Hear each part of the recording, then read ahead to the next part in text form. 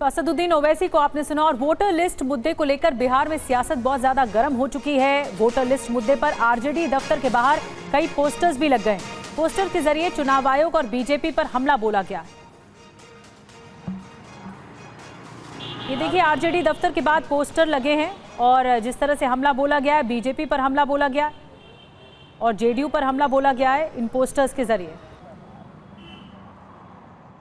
संपूर्ण विपक्ष ने 9 जुलाई को बिहार बंद का आह्वान किया है, तो दूसरी तरफ इस पर अब पोस्टर वॉर भी शुरू हो गया है। देखिए, आरजेडी शुरू से इस पुनरीक्षण को लेकर के सवाल खड़ा कर रहा है। वहीं आरजेडी के प्रदेश कार्यालय के ठीक बाहर एक पोस्टर लगा है और इस पोस्टर पर लिखा है, आरएसएस के सर्वे रिपोर्ट में तेजस्वी की सरकार बन रही है, इसीलिए भाजपा अपने तोता चुनाव आयोग से धांधली करवा रही है। यह आरोप है। यह आरोप तेजस्वी यादव लगातार लगाते रहे हैं और ये आरोप अब पोस्टर की शक्ल में यहाँ दिख रहा है। चुनाव के अधिकारी हैं, वो कह रहे हैं प्रमाण दिखाओ। तो दूसरी तरफ एक बाढ़ में डूबा हुआ व्यक्ति है, उसकी झोंपड़ी है और वो कह रहा है बाढ़ में घर डूब रहा है, पहले घर बचाएं या वोटर कार्ड में अपना नाम बचाएं। आप ही बताइए साहब, हम क्या करें।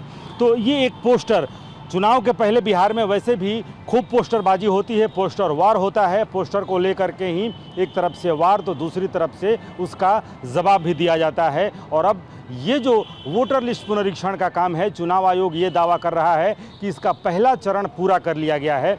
यानी कि जो तमाम वोटर्स हैं, लगभग 8 करोड़ वोटर्स हैं, उनके पास जो प्रपत्र है, जो गणना प्रपत्र है, वो पहुंचा दिया गया है। 1 करोड़ से ज़्यादा गणना प्रपत्र चुनाव आयोग के पास वापस पहुंच भी गए हैं, यानी कि सबमिट भी हो चुका है। दूसरी तरफ आरजेडी है, तृणमूल है, या फिर इसके अलावा अगर एडीआर, यानी कि कई ऐसे संगठन हैं, राजनीतिक पार्टियां हैं जो कि इस मसले को लेकर के, इस मुद्दे को लेकर के सुप्रीम कोर्ट पहुंच गए हैं। सुप्रीम कोर्ट में अब इस पर सुनवाई होनी है। एक तरफ पुनरीक्षण का मामला सुप्रीम कोर्ट पहुंचा है, तो दूसरी तरफ बिहार में इसको लेकर के सियासी बवाल भी मचा है।